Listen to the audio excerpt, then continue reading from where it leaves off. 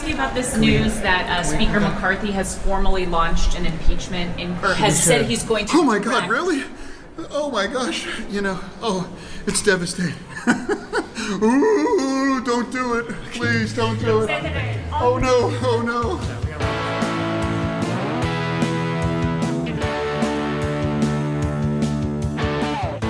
Welcome to Gaslit Nation. Our opening clip was Senator John Fetterman, who got elected with the help of the thousands of phone calls Gaslit Nation listeners made at our phone bank party to Pennsylvania voters. That's him trolling the party of Putin. Welcome to a special live taping of Gaslit Nation. Our live audience Q&A will run as next week's bonus episode, and you can get access to that and all of our episodes ad-free by supporting the show at the Truth Teller level or higher. Sign up at patreon.com/gaslit. That's patreon.com/gaslit. And you'll get access to all sorts of fun stuff, including invites to exclusive events. Which reminds me, we have a special coming together, special Gaslit Nation night out this Monday, September 18 at 7 p.m. I will be at PNT Knitwear with the historian Ruth Ben-Ghiat, the author of the best-selling book Strong Men, and Russian mafia expert Olga Lotman discussing the new Gaslit Nation graphic novel, Dictatorship. It's easier than you think. I'll be doing a special meetup an hour before the event at 6 p.m. I'll send info out just for our Patreon community, and you'll come if you want to, and you can get a signed Mr. Jones poster. I'll have an N95 mask on and plenty of free N95 masks because there's absolutely nothing weird about wearing an N95 mask. It's a very considerate thing to do. There's a lot of people out there that need you to wear one, so I'm going to have one on to protect myself, my loved ones, and you. And so come with your N95 mask or get one free from me. And that's going to be Monday, September 18th at 7 p.m. at PNT Knitwear. Again, there'll be an exclusive little meetup for our Patreon community. Details for you folks over on Patreon that make our show possible. Look out for that soon. Thank you to everyone who makes Gaslit Nation possible. We could not make this show without you. Now on with the show. We are joined today by a friend of the show, Terrell Starr, who is in Kiev, Ukraine. Terrell, thank you so much, as always, for being with us. Yeah, of course. I'm really happy to talk to y'all, and I'm here in Kiev right now. You talked about the gun violence. You talked about the shooting in Brooklyn. We don't have gun violence here. Yes, there's a war, but I feel safer than most folks in the United States. That's for sure. But I'm looking forward to talking about what's going on in the States. I was a political reporter, covered the last election. So this is definitely up my alley in addition to foreign policy. And you are, of course, the host and producer of the podcast, Black Diplomats, which is decolonizing the foreign policy world, which you've done essential work on. You are one of the leading voices in helping Western audiences understand Ukraine, not through the Moscow lens that dominates the think tank world, that dominates academia all across the West, but through a human rights Ukrainian agency center. And you do that for hotspots all around the world through your essential podcast, Black Diplomats. Thank you so much for doing that. Yeah, of course. I mean, it's foreign policy for everybody else. I think that United States, people wonder why people don't care because we don't make it relatable to the average person. And that's what I do. And I'm also, before we get into it, next week, I'm going to restart my newsletter that's also called Black Diplomats, where I do most of my reporting from Kyiv, but I'll be talking about foreign policy, just really breaking them down for us to really have a dialogue and we could talk to each other about it in ways that are not wonky and not think tankish and stuff. So look out for that. Y'all can follow me at Terrell J Starr on Twitter. I'll never call it X, and Instagram.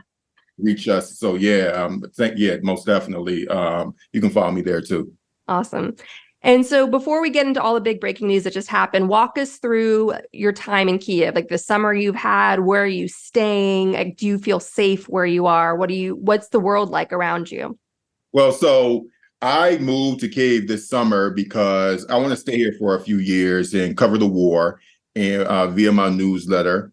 And I'm going to be starting a YouTube channel where I cover the daily life of what's going on in Ukraine. I think people are inundated with war reporting. They know about the M16 conversation. They're very aware of the troop formations, et cetera. But what they don't know is that this is a vibrant country that outside of the war zones, if it weren't for martial law, you in many instances, you wouldn't know that there was a war going on. I'm in Kyiv right now. Downtown is where I live. It's a cosmopolitan city. The theaters are open and the bars are open. You can get some of the best food, some of the best cocktails, some of the best everything here in Kyiv. Life is going along relatively normally, and I know that's really hard for people to believe, but that's why I'm here.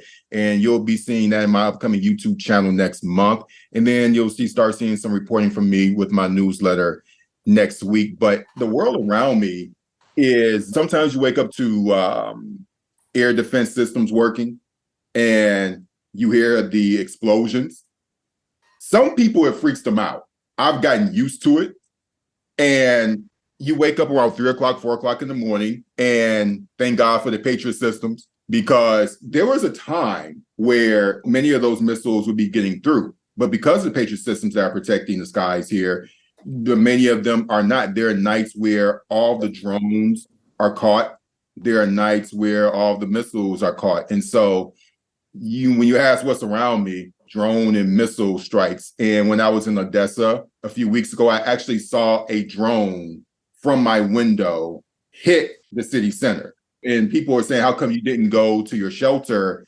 And my response is, my window is right here. I woke up to explosions and I just saw it. So it wasn't like I had time to run. Okay. So you deal with that. But otherwise, Ukraine is a great place to be, and it'll be better once Ukraine wins the war.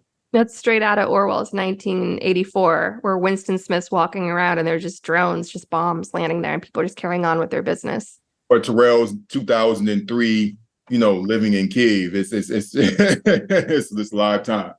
Well, Orwell and his wife Eileen lived through the Blitz of Hitler just bombing London relentlessly, and so obviously that's where that came from.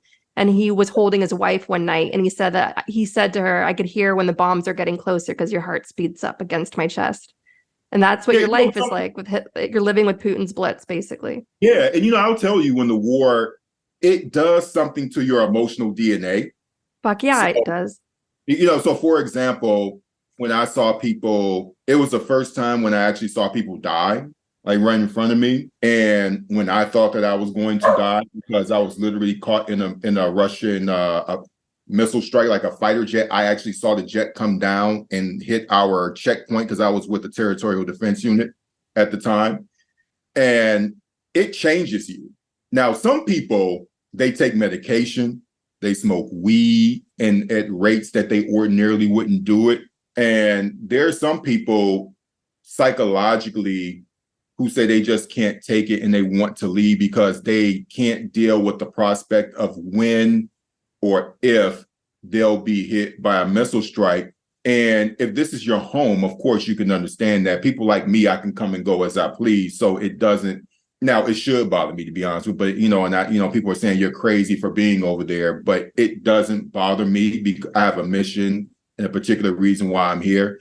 But war is it's a really horrible thing that human beings shouldn't do to each other, but it just speaks to the treachery and evil of Vladimir Putin, who is just a heartless, black-hearted individual who has no soul. No, absolutely. And people are raising children. Children are living with caretakers who are extremely stressed and having to put on a brave face. You have divorces, marriages under strain, and kids going to school. Domestic violence. And I'll tell you one thing, if you walk through the streets here, you see a lot of people with disabilities. So this country was not prepared to adequately support people with disabilities. One of the things that I was going to do is start a tour operator company here. And for those who happen to be interested, I do tours here for Ukraine, people who are interested in what I would call adventure tourism. I take small groups of people, about 2 people, 5 people, and take them around Ukraine and show them what's going on. They talk to military people, talk to anti-corruption activists, whoever they want to talk to, and I customize the tours. But it's something that if you're interested in that, you can reach out. But you see a lot of people with disabilities, a lot of people in crutches, a lot of people with prosthetic legs, and it's thousands of them, perhaps tens of thousands of them throughout the country, and it's children. A lot of these people are soldiers, but a lot of them are civilians. And the trains, for example, if you have to get on a train, just something simple like that, and I'm thinking about it because I'm taking people to Odessa on Friday. If you are in a wheelchair, there's this special, it's almost like a crane that's not designed for people that they use to get you on board the train.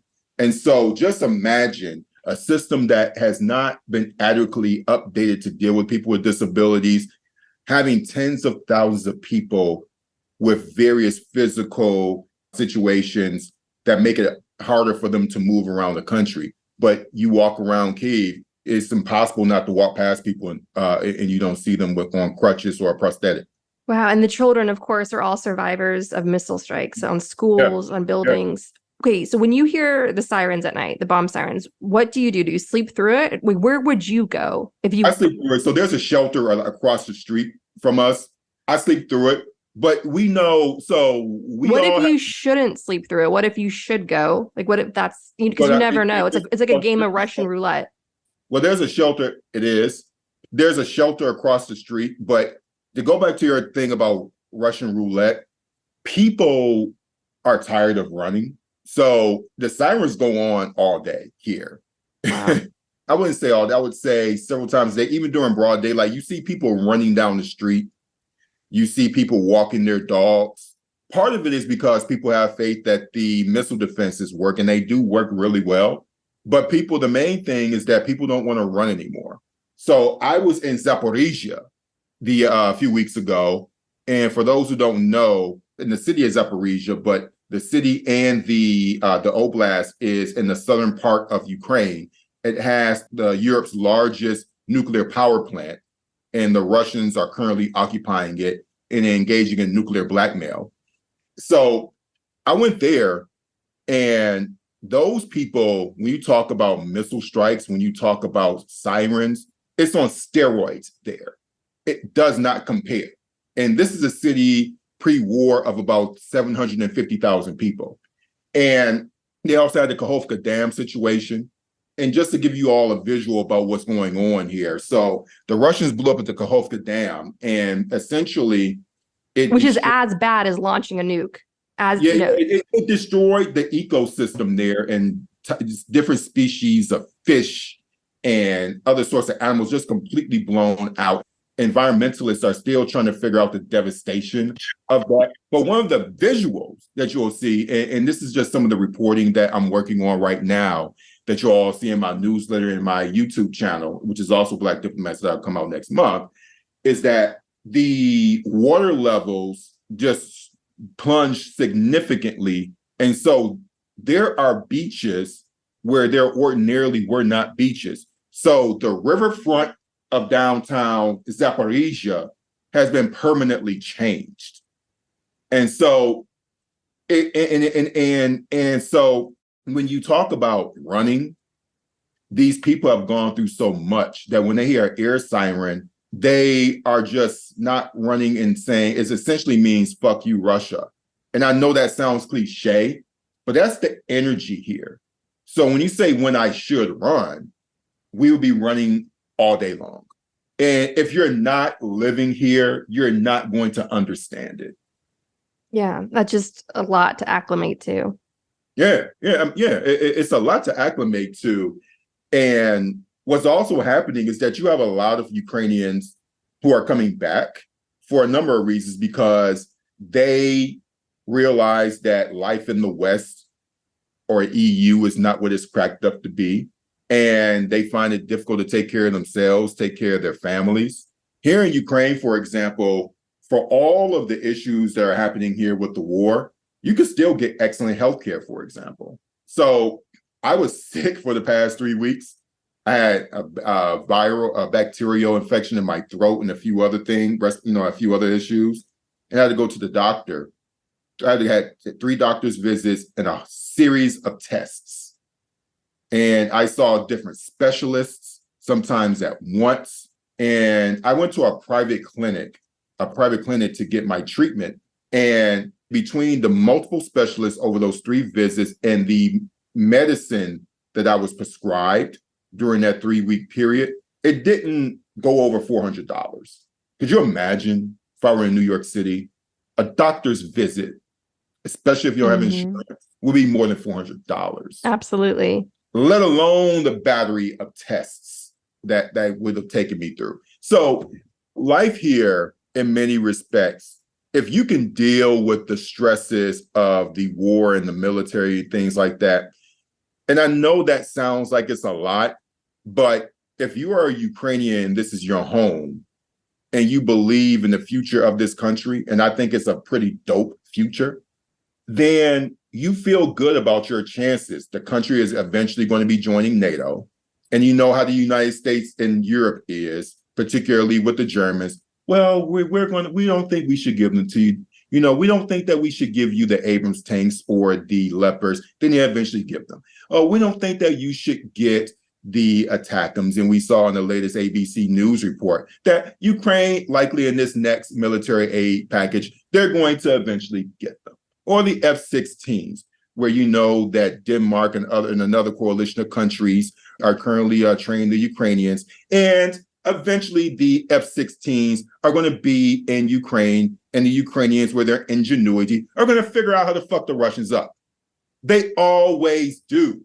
So even somebody with me as a foreigner, and I was on your show with Malcolm Nance when this war started, I never fucking believed that the Russians were going to take this country, ever. So people are feeling really confident in their country's capabilities. And so when you ask people how they're enduring this war, you just have to point to the past year and a half of about how much of this country Ukraine has taken, how much Russia wanted, but they aren't going to get, and they can't get, and they won't get, because these people fucking hate them, right? And I feel good being here because I just want to be one of the first Westerners who's a part of really helping this country to rebuild. I want to bring Americans here. I want to bring your audience here on my tours. I want to bring you here. It's funny, the black dude from Brooklyn bringing the Ukrainian girl, on a tour. You're more Ukrainian than I am. I'm taking my Ukrainian glasses, and maybe in a year that'll be true. But I'm actually taking one of the people who I'm escorting around the country over the next 4 days is from the Ukrainian diaspora. So that's actually pretty true. And I'm actually going to do my best to help him and his cousin with a little bit of translation. But yeah, I mean, like everything that this country is going through is going to be for the greater good, and not only for, it's going to be for the greater good of the wider West. And I want to be a part of that conversation and discussing why. And we're so grateful for you, which is one of the many reasons why I constantly worry about you, and I can't wait for you to come home. But I'm proud of you, and I'm grateful for you, as you know, beyond words. Hey, Gaslit Nation listeners. In recent years, I've been all about baby soft products for my 2 little kids. There's baby soft bedding for us grown-ups that I'm proud to endorse, and that's Cozy Earth bedding. Named one of Oprah's favorite things in 2018, Cozy Earth's best-selling bamboo sheet set is temperature regulating and incredibly soft. Cozy Earth's bedding collection offers a variety of luxury pillows, sheets, blankets, and more. Luxury bedding essentials backed by a lengthy warranty. Cozy Earth's linen bedding collection adds casual elegance to any space and captures the fabric's breezy, timeless appeal. Pamper yourself this fall with fresh, new bed linens from Cozy Earth, made from luxurious, high-quality fabrics you won't find anywhere else in the market. Cozy Earth provided an exclusive offer for our listeners today, up to 35% off site-wide when you use the code GASLIT. That's 35% off site-wide when you use the code GASLIT. And that's another way to support our show, by showing advertisers that Gaslit Nation is essential listening. So check out Cozy Earth today and get 35% off site-wide when you use the code GASLIT, GASLIT. Thank you so much.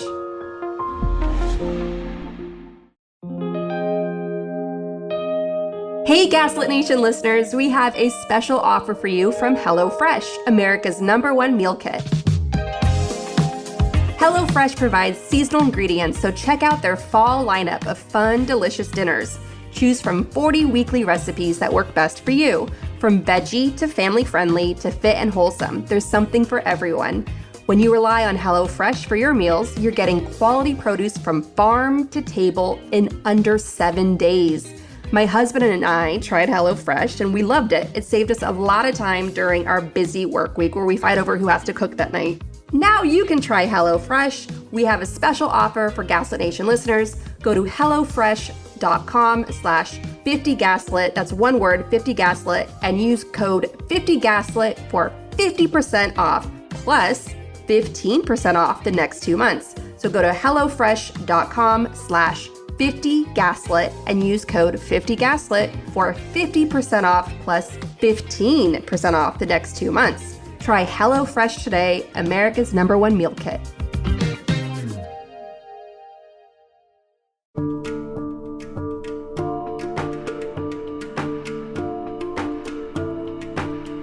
The power of video, you all can see maybe tears streaming down my face from listening to Terrell speak and fucking up my makeup and stinging my eyes because I got my concealer and my mascara a little too close to my eyeballs. And now my left eye especially is just stinging away, but I'm going to get through it because the show must go on. Listening to you talk, my God, I just want the people listening to know Kiev is one of the most enchanting cities in the world, in a country filled with enchanting cities. And Terrell can obviously back me up here. There's this international fusion restaurant. I forget what it was called, but friends took me to it when we were filming Mr. Jones in Kiev. And I ate this miso infused fish that was like pure butter. And I had these flowery cocktails blooming, all these really funny, like literal cocktails. It was just this, you walk in, it like looks like a restaurant that was designed by Jose Andres. And then you go to the speakeasy. I remember going into a speakeasy, the one on Crescatick. I think it's kind of by the McDonald's on Crescatick as a speakeasy. I walked in there with some friends, and Mustafa Nayyem, the Afghan Ukrainian who launched the Euromaidan protest with a Facebook post, was just posted at the bar drinking. And being me, I went up to him. I'm like, "I love you. You are an angel on earth." And I tried to buy him a drink because he's a hero of the world. Oh, my eye's about to get messed up, guys. I'm going to go Tammy Faye Baker in my left eye in a second because of it's leaking. But Mustafa Nayyem bought me a drink, and there's a big river running through it and people have beach parties on the rivers and DJs come out. And it's a very bohemian, avant-garde lifestyle there. It is enchanting. You're like Terrell and I, our whole friendship was born out of this shared spiritual soul level love for our times in Ukraine. Like when we get together in a bar in Brooklyn, our minds go back there. And the funny thing is we've never actually hung out there yet, but I promise you, Gaslit Nation listeners, when it's safer to do so, and to be honest with you, perfectly honest with you, I don't want to take any risks, knock on wood, until my youngest baby is at least 5 years old. Because Olga Lotman, the Russian mafia expert, is trying to organize a conference in Kiev. And she's like, "Oh, you got to come out. You're going to come to Kiev." I'm like, "Not right now." I know a lot of parents, and I hate to say that, it's a very privileged attitude to take, right? Because there's moms like me that have no choice but to live there, that have no choice but to fight and work there, go to the front. And it's a very privileged attitude where I'm like, I'm making the choice. I have the choice. And I don't choose to go until my baby's at least 5. But when I do go back to Ukraine, Terrell, we're going to have the night of all nights. And we should absolutely do a meetup with Gaslit Nation listeners who have heard me talk about this country since the show first launched. Listen, I'm ready. I'll show you around town, and I know all the spots. Well, I know all the spots too. All right. You know the spots more than I do because a lot has changed, obviously, especially in these recent years. But yeah, you know the spots. You'll show me around. Okay. Yeah. Okay, so let's talk about the big breaking news. The fascists in the House are finally doing their fascist pageantry, bringing show trials.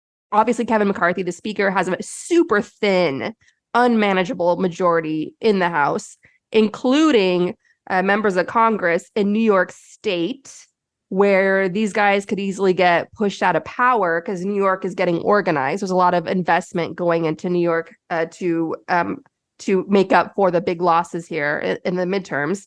And so Kevin McCarthy is is finally going forward with the Biden impeachment inquiry.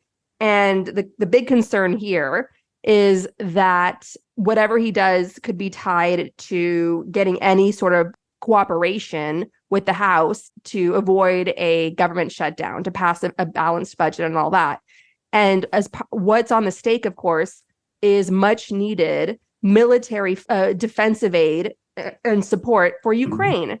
Like you said, to keep the skies closed, to protect the lives of civilians, to prevent more maimed children. And the impeachment inquiry, the investigation, is going to focus on Ukraine because the focus is Hunter Biden, who had work in Ukraine. And Biden, of course, famously called for the firing of a deeply corrupt prosecutor general in Ukraine, who everyone was calling for the firing of. Biden was on the right side of history in doing that. It had nothing to do with Hunter. He was just repeating what Ukraine's well-organized and passionate civil society was calling for. And so what you're going to see as part of this impeachment show trial in the House is a ramp up of the GOP and their Kremlin bot farms and their Chinese bot farms, because China is a big sponsor of Russian terrorism, basically painting Zelensky as the worst Jewish stereotype, as they're doing, of stealing American money, taking it out of your babies' mouths. That money should be going to you where you live in Texas and Michigan and Pennsylvania and elsewhere. So you're going to see this whole attack against Ukraine. It's not just an attack on Biden. It's a pro-Kremlin Russian disinformation operation. That's what people have to understand. It's engineered not just to hurt Biden and help Trump in 2024, but to hurt Ukraine and to speed up Russia's genocide in Ukraine. So could you comment on that?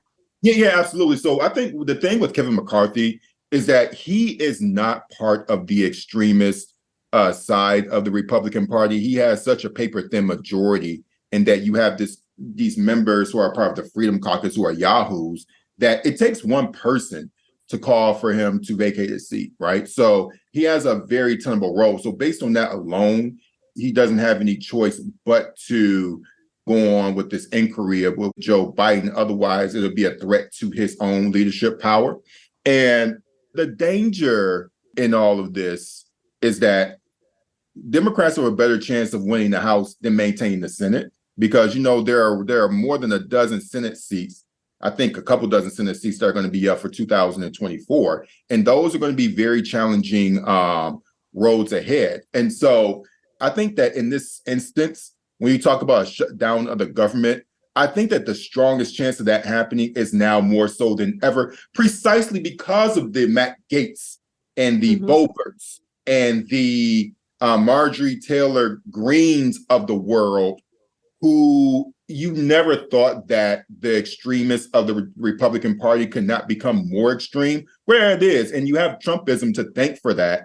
And what Democrats have not been able to do is come up with a robust and vigorous messaging that appeals to the depths and the most marginalized of our party in the ways that Republicans do for theirs, right? And so we are not reaching our people in the way that Republicans are. That's the biggest issue. And I don't see that happening with Biden even. In fact, there are a number of things that Biden can boast about. They don't effectively communicate that to the American people. Now, you're also dealing with this disinformation age, which I don't think that this current administration is prepared to adequately respond to.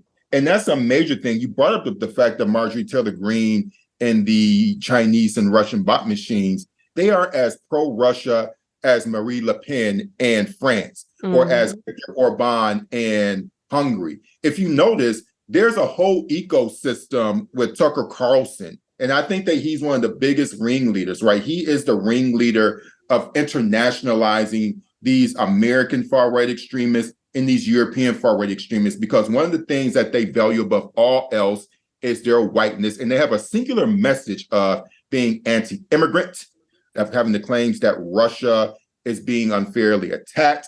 They have this same theme. There is an attitude of wanting to disengage from the rest of the world. And at the heart of it, it's all based on whiteness. And the Democrats don't have a message for that. And Tucker Carlson is the ringleader of all, more so than anyone, right? I think that he is the international ringleader of disinformation and aligning all these political figures. So you know that Victor Orban appears at APAC, for example, right? So all those things are happening. I am worried that in addition to Ukraine aid being held up, the government shutting down, which means that government officials will not be paid. No, in the Senate, you have Tuberville. I know we're talking about the House, but in the Senate, Tuberville is holding up the nominations of key leaders in the military, particularly the Marines, for example, and that impacts Ukraine as well. And so I'm not sure how this is going to unfold, but if there is any time where I legitimately fear that the government will shut down and that will be a significant problem, it's now precisely because of the yahoos who are in this Freedom Caucus. Yeah, without question. And so the Kremlin is doing really well for itself because of the United States, because of its infiltration and having overtaken completely one of the two major parties. And that brings us to the general matchup. Let's say it's Trump and Biden. The polls are showing that it's going to be very close in a general election. Of course, there's the slave state monument, the slavery monument, electoral college, that's going to determine the outcome, unfortunately. And you have the media playing into this whole debate over Biden's age.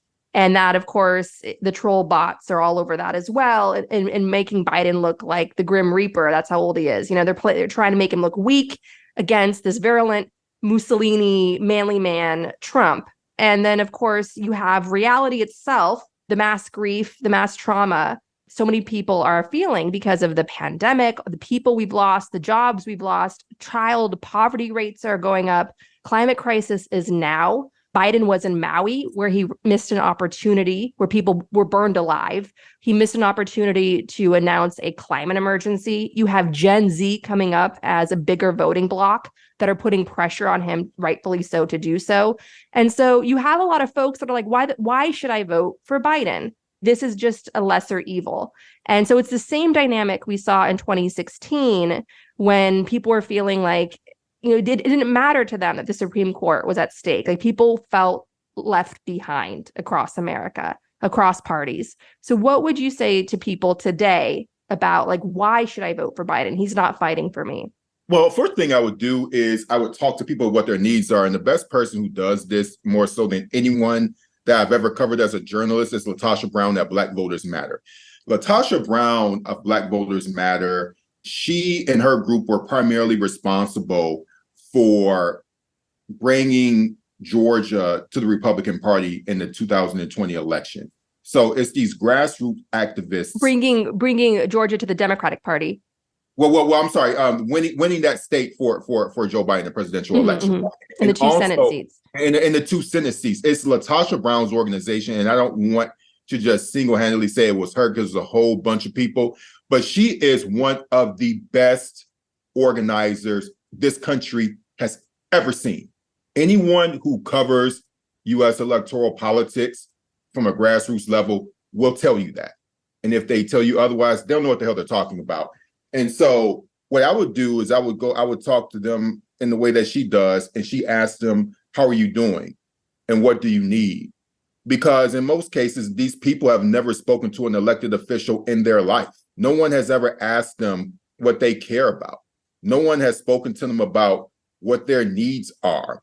And Democrats are awful at that, primarily because they do not understand that their demographic, the people who are really going to come out for them on a consistent basis, are people of color and poor people. And the current structure and dominant apparatus of the party focuses on the white middle class, focuses on the white working voter, and they are some of the most inconsistent people that you can invest in. What Republicans do very well, particularly in the case of Florida, is that they appeal to the Puerto Rican and Cuban communities there and speak to their issues. And many of them are coming from communist countries that they despise. And they always bring up Castro, and they bring up socialism. Yes, and they bring up socialism. But and a lot of this rhetoric is bullshit, but it's pretty effective. Now, nationally, the average Latinx voter is Mexican, right? And so we know that in Florida is a unique situation, but their messaging is really good. Now, the Republicans speak to the lowest of the low. They speak to the depravity of people's illnesses, which is what makes them effective. It's racism, fascism, white supremacy. It's a cocktail of hatred, but it's an effective tool that brings people out. What are Democrats' response? And the thing is that they feel it. What LaTosha Brown does is she goes to what people feel. Who makes us feel anything in the Democratic Party?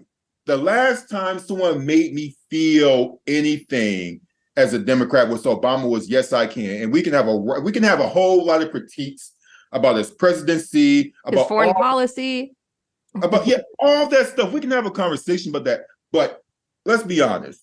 How many Democrats made you feel anything? This is a Black man that people said was a freaking Kennedy in his aura. And he was. Who now makes us feel anything? Republicans even as Democrats, Republicans make us feel a whole bunch of things. It's bad, but they make us feel.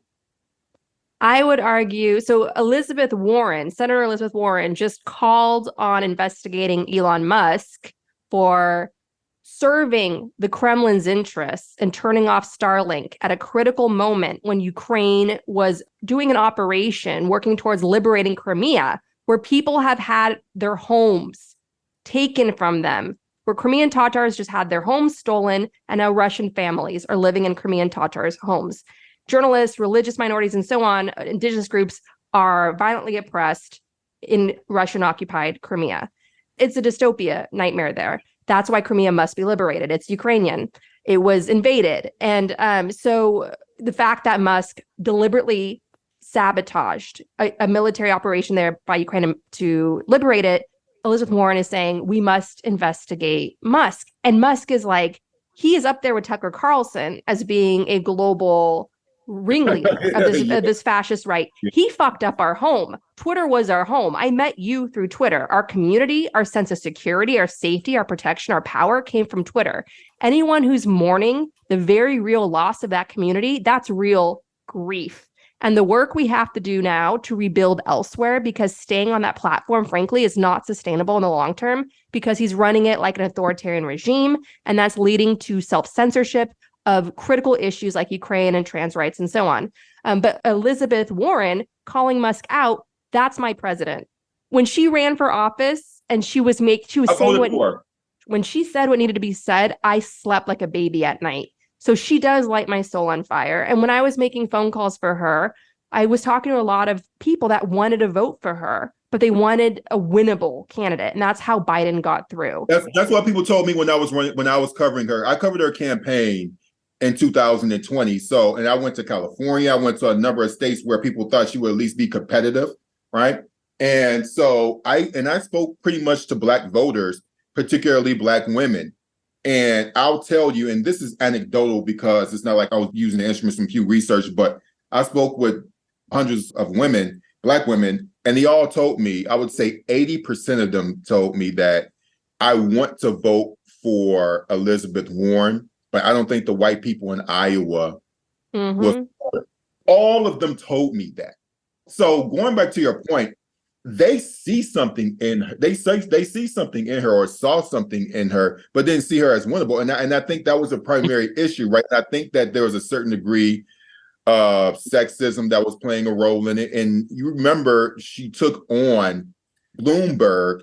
Oh, she bounced him out of the race. Yeah. But the problem was that a lot of people, she had some of the same issues that Hillary Clinton faced, being too masculine, right? So that was the same thing of her being an attack dog. There's a it factor that candidates need, more or less. And Elizabeth Warren needed a lot of that. And so for a national appeal, she just didn't have it in this particular cycle. Now in the next one, once Biden, pray to God he wins and there's a next cycle, we'll see how she'd be able to resurrect herself, because I think that she should definitely run again. But going back to Elon Musk and Twitter, this has taught us a very valuable lesson. So with our community that was destroyed here with this bullshit X they name it. I'll never fucking call it X. And the government, there are two issues. One, I think the lesson that we've learned as building a community on Twitter is that these systems are not sustainable because they are subject to being bought by a Looney Tune or a tech fascist, right? In the case of Elon Musk. And with the US government, there has not been enough investment in supporting engineers and technology where we could be independent of the private sector. And so it's just one of the ills of capitalism. And you brought up Elizabeth Warren. I found it interesting. And before we get off the call, I'm going to send you all an article where she said, this is how capitalism works. And this is how I'm going to make capitalism work for Black people. And I really want you all to read it. And it just made me think about it. And it's important and germane to what you brought up, because this is the result of an unregulated economy. Absolutely. So that's the primary issue. And so she says not that capitalism, it has its weaknesses, it's bad, and she acknowledges the history of it, but she says that the main issue is regulation. Mm-hmm. And if you don't have a regulated ecosystem, because she wants to regulate Facebook, she wants to regulate all social media. And as it pertains to Starlink, we need to have more investment in government, because ultimately, who's going to take care of us, right? That's the real question. How do we think that our society ought to be taken care of? And I think about Europe, I think about across this continent here, is that there is a sense of communalism here in these countries in various degrees that doesn't exist in the United States. And it's because we live in a capitalist winner-takes-all type of system where the people who are weak and vulnerable, in the case us in our community, on social media, or in Ukraine, you have one person who has the power to determine if you can strike an enemy that's committing genocide against you. And the US government doesn't have an alternative, which is why the Secretary of State, Antony Blinken, didn't have anything to say when he was pressed behind, I think it was Jake Tapper, who was asking, do you don't see a problem with this? And he couldn't say anything. Right, with what Musk did. Musk has them by the balls. Mm-hmm. Capitalism has our leaders by the balls. Exactly right. Yeah. That is how it was during the rise of Hitler, where the business elites helped bring Hitler to power to protect themselves from a rising, organizing left that wanted to make the economy fairer and bring in protections for workers and so on. Yeah, and that's really the issue. But that comes down to messaging. Now, I think that the person who could best articulate that is Elizabeth Warren, because of all the people who are running for president. She ultimately was saying, what type of society do we want to live in? That's ultimately what she was saying. And with the advent of Elon Musk, who's making more money and more money by the minute, while we are thanks to government subsidies, and thanks to socialism, and thanks to government. Yeah, so basically they privatize their profits and they socialize their losses, ultimately, right? And so essentially, Elizabeth Warren asks us, what society do we want to live in? And unfortunately, the current slew of Democrats running aren't asking us that. But who's asking their constituents, what society do we want to live in? Republicans. Do you want those? And I'm just saying, using your language, do you want these migrants coming in and messing with your daughter and taking your job? They speak to the society that their constituents want to live in. Who's doing that for us? And that's the question. Mm-hmm. Very good question. And so let me bring you to the G20 summit that just happened in India, because I want to get your thoughts on this. Yeah. India is one of the financiers of Russia's war machine because they're buying up all of Russia's deeply discounted oil. The oil's discounted due to sanctions, and India will take that oil and resell it. So therefore, India is one of the major, like China is doing the same, is a financier of Russia's war machine. The G20 of the world's 20 largest economies was just held in India, and the global superpowers were having a hard time coming up with a unified, strong statement in support of Ukraine and its existential fight against Russia's genocide. And they produced this horrible, mealy-mouthed statement, which was very watered down compared to the one they produced in the last G20 summit. And this was seen as a disinformation victory for Russia because it showed that Russia's close ally partner, India, had its back. And it also validated some of the positions, the same sort of both sidesing coming out of Brazil with leftist hero Lula, basically blaming both sides in the genocide of Ukraine and so on. And so this was very demoralizing. Ukraine, of course, was furious with the both sidesing statement. Jake Sullivan, Biden's national security advisor, and Antony Blinken, Secretary of State, both were proud of this statement, claiming that it was, look how unified we are. I just felt like it was just a stab in the chest of Ukraine. What were your thoughts? I have another perspective. Okay. As a person who lives in Ukraine, who supports Ukraine, I feel you. All the Ukrainians, I feel you. But the way, when you think about the G20, which also includes China, we're talking about Brazil, right? And you're talking about India, and then South Africa. I look at these countries today, I compare them to the Dream Team of 1992, right? So, in the US Olympic team in the FIFA tournament came up fourth place. The world has changed and the competition has gotten greater, and the countries that the US could beat with its second best players or third best players have come up. And we know that the Canadian team that beat the US for the bronze medal, I think they had something like 7 or 8 NBA players on their team. You have to look at the emerging economies of South Africa and Brazil and China and India in a similar way. They're power brokers. And so I don't think that there was much in regards to leverage that the US and these other countries could have done to change it. And I brought up the analogy with the Dream Team is that you're not as powerful as you used to be because these countries are not as weak economically in their influence as they used to be. And if we want to have an honest conversation, we have to recognize that.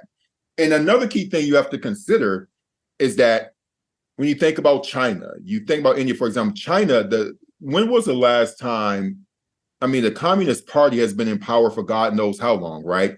And you have Modi, who's a freaking ethno-nationalist, right? And so, a lot of these countries, and you can't say the same thing for Brazil, because they actually do a better job of prosecuting their criminal leadership than the United States does. But my point is that these countries are in a position to push back against, some might consider Western hegemony, right?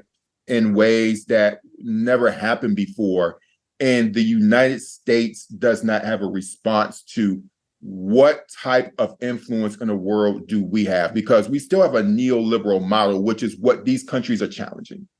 And going back to my favorite person, one of my favorite politicians, Elizabeth Warren, she was one of those people in her own way who was really thinking about neoliberalism, right? And how do we adjust to that? And so if we are not thinking about how the world that we want to live in, how we want to shape it, and articulating to our fellow Americans what that world ought to look like, then this statement, which was lukewarm, is just going to be the tip of the iceberg. Because the Chinese, the Brazilians, the South Africans are articulating what type of world do we want to live in. We want to be in a world where the United States is not dominating and telling us what to do. What is our response to that? And given that we don't talk about foreign policy virtually ever in U.S. Democratic debates in any meaningful way, there's no answer to that. And so that statement, which is lukewarm, was to be expected because the U.S. and its allies in the West don't have an adequate response to it. That's absolutely right. Yeah. No, you're right. And also China, climate scientists are pointing to China because they're leading the way on technology to try to build a more sustainable economy. And so a lot of these more progressive or aspiring progressive governments, like in Brazil, are looking at China as a partner they have to work with if they want civilization to stand a fighting chance. So it's harder for the U.S. to carry a big stick when it's the U.S. that's expanding oil exploration and production. Even though Biden did just roll back some leases for pristine wilderness, it's still the U.S. leading on that front. And it's not, and the thing about it is that these other countries, don't have any problem working with Brazil or cooperating with North Korea because they don't operate by the same rules of allyship as we do in the West. Or you can actually, in fact, they can challenge America in that regard because of the US's relationship with Israel or the United States relationship with Saudi Arabia, right? And then another key point is that these countries like Iran, North Korea, their governments have been in power for decades. And unless something changes in Iran, where there's an ongoing revolution and it topples power, those countries will have the Ayatollah, they'll have the family, and these countries that are undemocratic have the same types of leadership, the same type of practices that go on for decades, where in the United States or across Europe, democracy does not assure political consistency. And America is exhibit A of that, for better or for worse. And again, that goes back to the main question. How are we articulating to our people these dynamics and these challenges? Because the rest of the world is thinking about this. Their people are thinking about this. The person that's in the cafe is thinking about this. The person in America is watching Kim Kardashian and thinking about whatever is happening alive in reality television, because we are in the comforts of the US, while the rest of the world, which sees us as a neoliberal bully, is uncomfortable, and they want to achieve that same comfort that we have in our own way, and we're being complacent. Here's the thing, and I think this is important. People like us, we need to build our own communities. We need to create our own ecosystems where we talk to each other so that our voices and our messages can reverberate around our country to tell them about what the hell is going on in the world. And if we don't do that, we're fucked.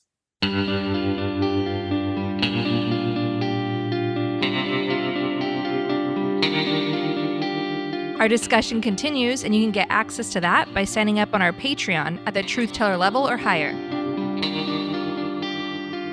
To help people in Maui rebuild, donate to the Maui Strong Fund at hawaiicommunityfoundation.org. That's hawaiicommunityfoundation.org. And if you or a friend want to go to Burning Man next year, instead donate that money to the Ali Forney Center, the largest community center in the US helping homeless LGBTQ youth. To help humanitarian aid in Ukraine, donate to Roslyn for Ukraine at roslynforukraine.org. In addition, we encourage you to donate to the International Rescue Committee, a humanitarian relief organization helping refugees from Ukraine, Syria, and Afghanistan. Donate at rescue.org. And if you want to help critically endangered orangutans already under pressure from the palm oil industry, donate to the Orangutan Project at theorangutanproject.org. Gaslit Nation is produced by Sarah Kenzier and Andrea Chalupa. If you like what we do, leave us a review on iTunes. It helps us reach more listeners. And check out our Patreon. It keeps us going. Our production manager is Nicholas Torres, and our associate producer is Carlin Daigle. Our episodes are edited by Nicholas Torres, and our Patreon-exclusive content is edited by Carlin Daigle. Original music in Gaslit Nation is produced by David Whitehead, Martin Vissenberg, Nick Farr, Damian Arriaga, and Carlin Daigle. Our logo design was donated to us by Hamish Smith of the New York-based firm Order. Thank you so much, Hamish. Gaslit Nation would like to thank our supporters at the producer level on Patreon and higher. Withrow C. Newell, Chick Quinn, Lily Wachowski, Sean Rubin, Todd S. Perlstein, Kenny Main, John Schoenthaler, Ellen McGirt, Joel Ferran, Larry Gasson, Karen A. Deal, David Collier, Tatjana Birch, Karen Heisler, Ann Bertino, John Millett, David East, Ida, Joseph Mara Jr., Julie Matthews, Meganopolis, Mark, Barbara Kittredge, Matthew Womack, Sean Berg, Kristen Custer, William Barry Reeves, Emmy, Kevin Gannon, Mike Christensen, Sandra Collins, Katie Masuris, Emily Fenning, James D. Leonard, Leo Chalupa, Carol Golstad, Jason Banky, Marcus J. Trent, Joe Darcy, Ann Marshall, Jeremy Lewis, Trigve, D.L. Singfield, Nicole Spear, Abby Road, Margaret Romero, Jans Alstrup Rasmussen, Sarah Gray, Diana Gallagher, John Ripley, Leah Campbell, Jared Lombardo, Ann Marshall, Tanya Chalupa. Thank you all so much for your support. We could not make Gaslit Nation without you.